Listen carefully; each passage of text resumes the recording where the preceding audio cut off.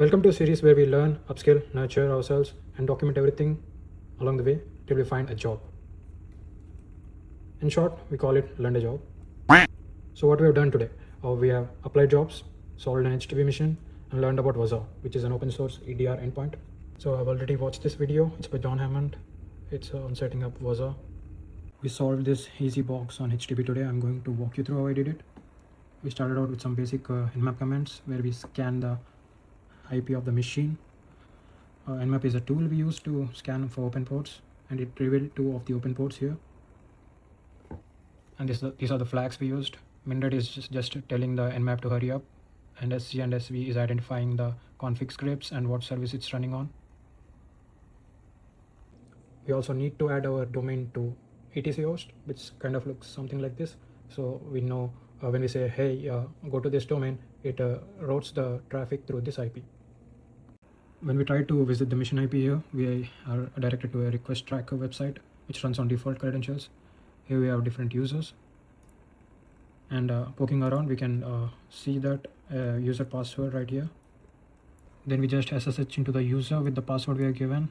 There we can find the user flag easily. And there will be a suspicious zip file that we can unzip to find a key pass dump and a passcodes database. So this is our next clue. Here we have to do a little research on a CVV key pass vulnerability.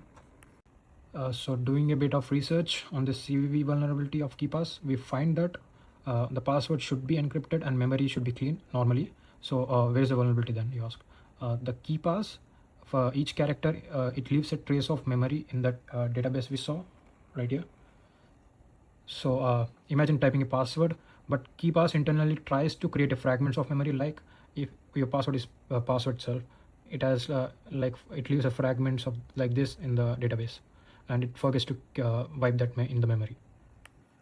And with this git tool, we can find our password, and with that password, which is one right here, we can access the passcodes database. And poking around the database, we can see that we have a puttygen ppk file, which we need to convert it into SSH. And with this command, we can convert our putty key into OpenSSH. We can later use to get access into the root, where we can find our root key. So that's the box. So that's for today. We have applied jobs.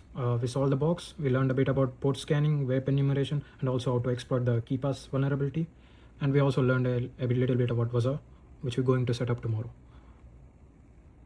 So we'll be setting up Waza tomorrow. So make sure to follow.